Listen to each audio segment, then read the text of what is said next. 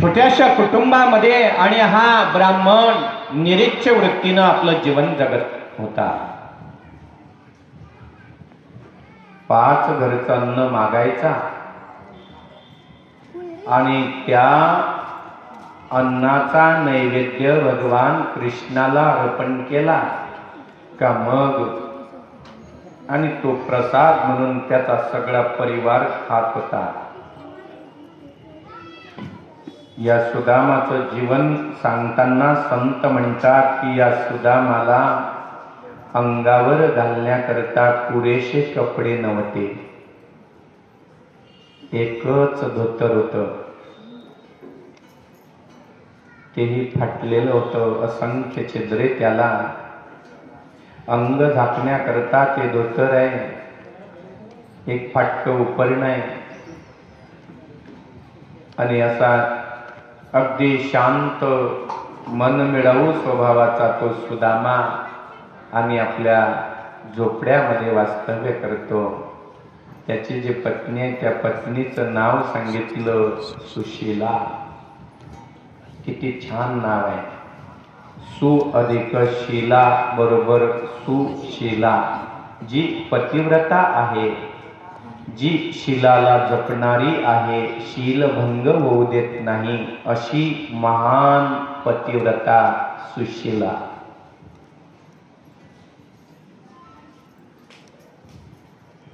त्या सुशीलेला अंगावर घालण्याकरता एकच पातळ आहे, एकच साडी आहे. कधी तिच्या डोक्याला खोबरेल तेलानं स्पर्श केला नाही, कधी तिच्या कपड्याला साबण लागला नाही. अशी अत्यंत दयनीय शोचनीय अवस्थेमध्ये जीवन जगणारी ही पत्नी. आणि यांना संतती आहे, 4-5 मुलं आहेत. आणि अशा त्या आपल्या परिवारामध्ये जीवन जगताना पण घरामध्ये खायला काहीच नाही, अन्नाचा कण नाही. पण ती सुशीला तिनं आपल्या पतिराजाला टोचून बोलून आणि कधी आपल्या पतिराजाचा अवमानही केला नाही. खरी पतिव्रता तिला म्हणावं महाराज. एक बोलू इच्छितो मी. अरे एखादा श्रीमंत पतिराजा असेल, त्या श्रीमंत पतिराजावर तर कोणतीही नारी प्रेम करेल. वाक्य किती गोड आहे का. एखादा श्रीमंत पती असेल, त्याच्यावर जो आपले सगळे मनोरथ पूर्ण करतोय, सगळे आणि जे काही पाहिजे ते आपल्याला देतोय, अशा आपल्या पतिराजावर तर जगातली कोणतीही बाई प्रेम करील. पण खरी पतिव्रता तिला म्हणतात की जी दरिद्री पतीवर, शरीरानं कृश असलेल्या पतिराजावरही अंतःकरणाच्या वृत्तीनं भरून प्रेम करते. जगातली खरी पतिव्रता ती आहे. सुशीला माता. त्या सुशीलेला मनासारख्या वस्तू कधी तिच्या नशिबानं मिळाल्याच नाही. पण तिनं आपल्या पतिराजाचं कधी अंतःकरण दुखवलं नाही. ती जाणत होती माझा पतिराजा यालाच खायला भेटत नाही तर आपल्याला खायला कुठून देईल, यालाच कपडा नाही त्याचा अंग झाकायला तर आपल्याला आणि कपडा कुठून आणेल, अलंकार कुठून आणेल. आणि म्हणून जे सुशीला आहे महाराज, धन्य आहे ते सुशीला. भागवतकार वर्णन करतात तिने आपल्या पतिराजाचं अंतःकरण कधीच दुखवलं नाही. 5 घरी सुदामा मागायला जायचा भिक्षा.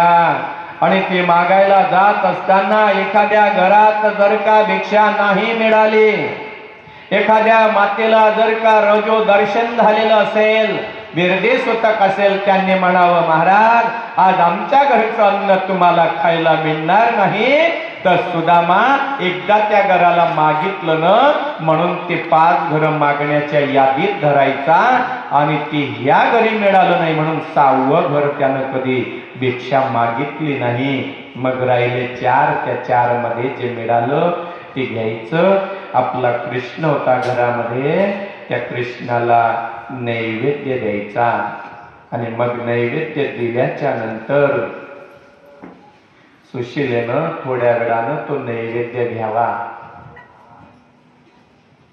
आणि आपले जे पोरं होते लेकरं, त्या लेकरांना जेवायला वाढावं.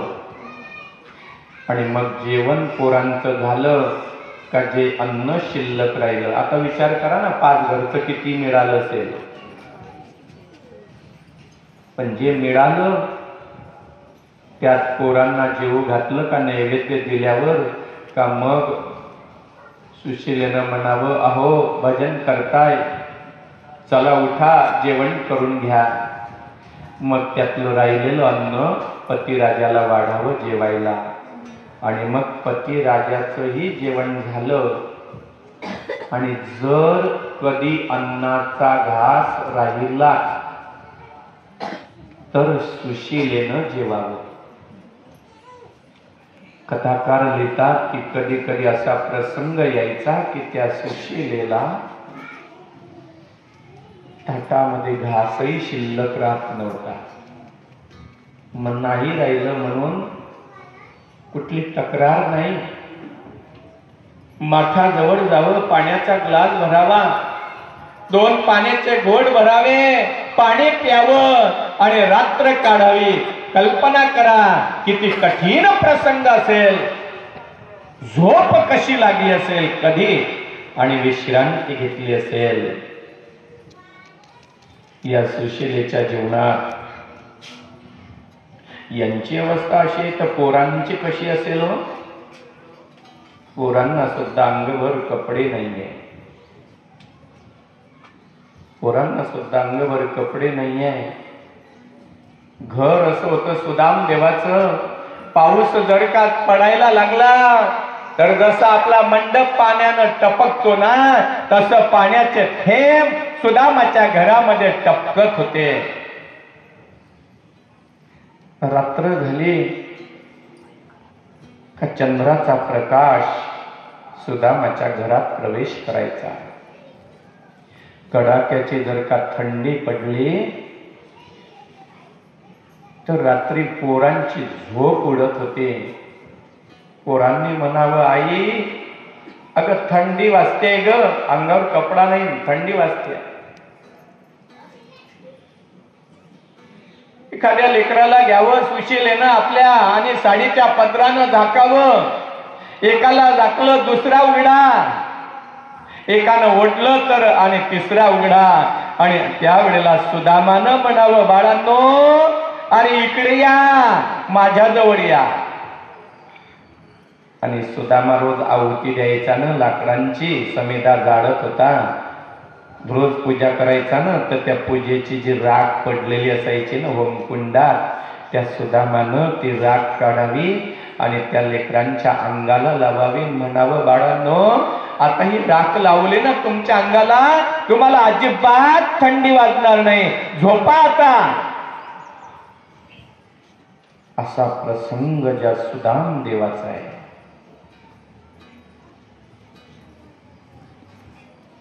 जोपर्यंत पोरं बाहेर खेळायला जायचे ना तोपर्यंत सुदामा पत्नीला अजिबात टेन्शन नसायचं. पण तिला कळायचं आता माझी मुलं घरी येतील आणि आल्याच्या नंतर मला विचारतील, आई जेवायला काय केलंय, जेवायला वाढ. माझे पोरं येतील तर त्यांना मी जेवायला काय खाऊ घालू, काय देऊ, कारण घरात अन्नाचा कण नाही. दरिद्री जीवन जगताना पुरुषापेक्षा स्त्रीला हे जास्त त्रास देतात, दारिद्र्य. कारण घरात तिला स्वयंपाक करावा लागतो ना, उठता बरोबर किचन मध्ये जावं लागतं आणि म्हणून तिला काळजी असते. सकाळी स्वयंपाक काय करायचा, दुपारी स्वयंपाक काय करायचा, संध्याकाळी काय करायचा, म्हणून किचन मध्ये गेलेली ती माता आणि ती पहिल्यांदा घरात गेल्याबरोबर दरिद्री जीवन जगणारी आणि ती विचार करते, आता माझे पतिराज यांना आणि ड्युटीवर जावं लागेल, त्यांचा डबा करावा लागेल, माझे मुलं शाळेत जातील, त्यांच्या जेवणाचा डबा पण मी शिजवू काय, कारण घरात डाळ नाही, तांदूळ नाही, तेल नाही, मीठ नाही, काहीच नाही, स्वयंपाक करायचा काय, यांना खायला घालायचं काय. पुरुषापेक्षा नारीला जास्त दुःख आहे. महाराज सुदामाची पत्नी, तिला दुःख होत होतं, पण एवढा दुःखी परिवार असताना देखील जीवन जगताना मात्र आणि ते सुदामा कृष्णाच्या समोर भागवताची कथा सांगायचे. दोघं पती पत्नी ऐकत होते. एक दिवशी कथा चालली आणि सुदामा सुशीलेला म्हणतो, अगं सुशीला, द्वारकेचा राजा आहे ना कृष्ण, हा ब्राह्मणावर फार प्रेम करतो ग, ब्राह्मण प्रेमी आहे, भक्तावर प्रेम करतो देव इतका, आणि माझा परमात्मा उदार आहे की त्याच्या घरी आलेला ब्राह्मण अतिथी संत पुरुष त्याचा भक्त त्याला कधीच खाली हातानं जाऊ देत नाही, इतका माझा परमात्मा उदार आहे. द्वारकेचा राजा आहे, त्याची नगरी सोन्याची आहे ग. बस एवढं वाक्य सुशीलेनं ऐकलं आणि तिच्या मनात विचार आला की माझ्या पतिराजाचा जर मित्र भगवंत आहे तर, आणि आपण यांना पाठवावं तिकडे. सुदामा त्यानं सांगितलं होतं, देव ब्राह्मणाला गाय सुद्धा दान देतो, जर आपल्याला काही जास्तीचं मिळालं नाही पण निदान गाय जरी मिळाली तरी आपल्या आणि पोरांना निदान त्यांच्या जिभेला दुधाची चव काय असते, दूध काय असतं, कढी, ताक, दही काय असतं याची आपल्या पोरांना जाणीव होईल. आणि म्हणून सुदाम पत्नी पतिराजाच्या जवळ आली आणि सांगू लागले, स्वामी तुम्ही म्हणता ना द्वारकेचा राजा कृष्ण तुमचा मित्र आहे, मग मी, अहो माझं बोलण्याचं धाडस नाही आहे. पतिव्रता नारी कशी असते बघा, ती म्हणते, अहो मी तुमच्याशी बोलू शकत नाही पण बोलू का नाही, मी तुमची क्षमा मागते. तुम्ही म्हणता ना द्वारकेचा राजा तुमचा मित्र आहे बालपणातला, हो ग सुशीला, मग माझा ऐका ना, मी आज्ञा नाही करत तुम्हाला, पण माझी अशी प्रामाणिक इच्छा आहे की तुम्ही द्वारकेला गेलं पाहिजे आणि कृष्णाला सांगितलं पाहिजे आपलं दारिद्र्य, काहीतरी मिळेल आपल्याला, एखादी गाय तर मागा. सुदामानं सांगितलं, नाही ग सुशीला, मी मागायला नाही जाणार, हात पसरी जिने धिग त्याचे, नाही मागणार, पण तू म्हणते ना तर मी जाईल देवाच्या भेटीला. भेट घ्यायला काय हरकत आहे, दर्शन घ्यायला काय हरकत आहे, जाईल मी. पण कागद सुशीला, शास्त्र सांगतं देवाच्या भेटीला जाताना, संताच्या भेटीला जाताना, मित्राच्या भेटीला जाताना खाली हातानं जायचं नसतं, काहीतरी भेट न्यायची असते. मग मी जाईल ग माझ्या मित्राच्या भेटीला, आपण भेट म्हणून काय नेऊ ग. सुशीला आनंद झाला. ती म्हटली, थांबा मी काहीतरी आणते घरात असलं ते. तिला माहित होतं की आपल्या घरात कोण्यातरी आणि मातेनं थोडेसे पोहे दिलेले आहेत. काही उदार माता असतात, त्यांना असं वाटतं काहीतरी दिलं पाहिजे, गरिबाच्या लेकराला खायला कामा येईल, आणि म्हणून पोहे दिले होते कोण्या माऊलीनं. तिनं ते डब्यात व्यवस्थित ठेवले होते. तिला म्हटलं हे पोहेच देऊ देवाला भेट. आणि म्हणून गेले महाराज. डबा उघडला तर त्या डब्यामध्ये पोरांनी येता जाता खाल्लेले होते आणि एक घास फक्त शिल्लक होता. तो एकच घास बघितला आणि सुशीलेच्या डोळ्यात झर झर पाणी आलं. काय आमचं दारिद्र्य जीवन आहे. कदाचित जगाचा बाप आणि हे पोहे पाहिल्याच्या नंतर आणि हसला तर, पण पर्यायच काही नाही आपल्याजवळ द्यायला. आणि म्हणून आले महाराज आपल्या पतिराजाला सांगितलं, तुम्ही म्हणता ना भेट खाली हाताने जायचं नाही, बघा ही आणली भेट मी आपल्या देवाला द्यायला. त्यावेळेला ब्राह्मणानं बघितलं आणि म्हातारा जर्जर झालेला तो सुदामा त्यानं किलकिल्या डोळ्यानं पाहिलं. जरा मनात संकोच आला त्याला की हे पोहे कसे काय न्यावे. आणि म्हणून तेव्हा सुशीला आपल्या तोंडानं म्हणू लागली, स्वामी तुम्ही द्वारकेत गेले आणि तिथे हे पोहे दिले ना की त्यावेळेला आणि तिथं गेल्यानंतर द्वारकेच्या राजाला म्हणावं, कृष्णा मी तुला मोठी भेट आणणार होतो. माझ्या घरी सगळ्या प्रकारचं ऐश्वर्य आहे, सगळ्या गोष्टी आहे, मला काही कमी नाही. पण आणि तुझी जी वहिनी आहे ना त्या वहिनीनं सुशीलेनं आणि हे पोहेच भेट दिले. मी चांगली वस्तू आणणार होतो. कारण सुशीलेनं मनाशी विचार केला होता की देवाच्या समोर द्वारकेतल्या मोठ्या लोकांच्या समोर या माझ्या भोळ्या पतिराजाची किंमत जाता कामा नये. माझी किंमत गेली तर गेली, मला कोण ओळखताय. ब्राह्मणाच्या पत्नीला माझं नाव गेलं तरी हरकत नाही, पण माझ्या भोळ्या पती राजाचा सन्मान कमी होता कामा नये. आणि म्हणून सुदामाची पत्नी म्हणते, त्या देवाला सांगा की हे सुशीलेनं दिले, मी नाही आणले. सुदामाचं हृदय भरून आलं. माझी पत्नी आणि हिच्या अंतःकरणाची व्यापकता किती मोठी आहे. ठीक आहे ग सुशीला, पण आता न्यायचे कसे ग हे. डबा होता त्यांच्याकडे, दरिद्री जीवन जगणारे, पत्नीही नाही, काहीच नाही न्यायला.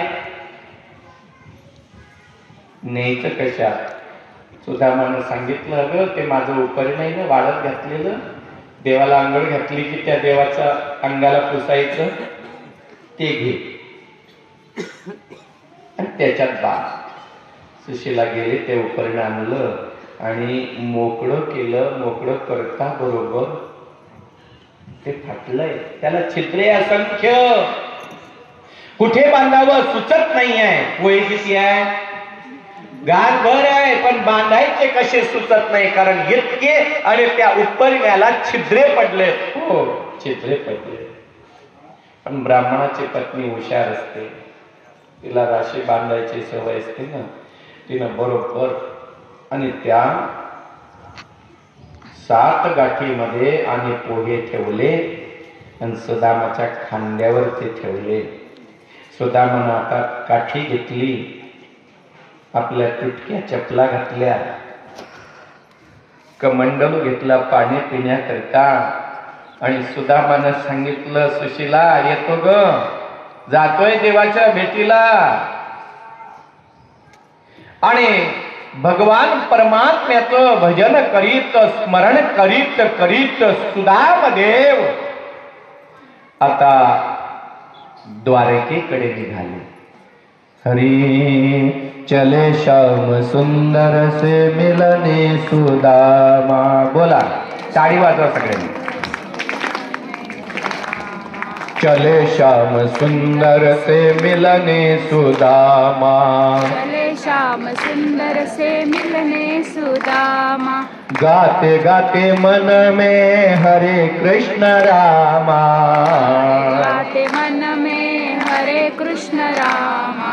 गाते गाते मन में हरे कृष्ण रामा, गाते मन में हरे कृष्ण रामा, चले श्याम सुंदर से मिलने सुदामा, चले श्याम सुंदर से मिलने सुदामा, चले श्याम सुंदर से मिलने सुदामा, चले श्याम सुंदर से मिलने सुदामा, गाते गाते मन में हरे कृष्ण रामा, गाते मन में हरे कृष्ण रामा, गाते गाते मन में हरे कृष्ण रामा, गाते गाते मन में हरे कृष्ण रामा, चले श्याम सुंदर से मिलने सुदामा।